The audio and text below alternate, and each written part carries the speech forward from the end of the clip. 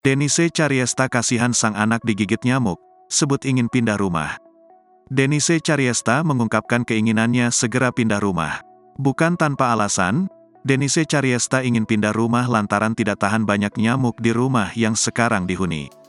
Gini gekis, gue butuh pinjaman 15 miliar rupiah sekarang juga, ke temen gue atau siapapun yang nonton video ini, ucap Denise. Gue butuh 15 miliar rupiah buat beli rumah Jaden, karena rumahnya banyak banget nyamuk, kasihan Jadennya bentol-bentol, lanjutnya.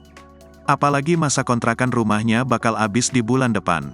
Pun menurut Denise daripada mengontrak lagi, lebih baik langsung beli rumah.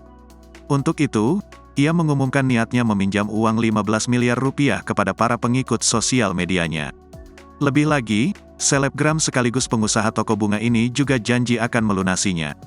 Namun, dirinya meminta kelonggaran waktu untuk mencicil sampai 30 tahun.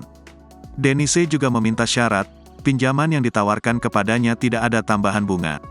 Di akhir, Denise menyampaikan kini sudah memilih rumah impian yang ingin ditinggalinya.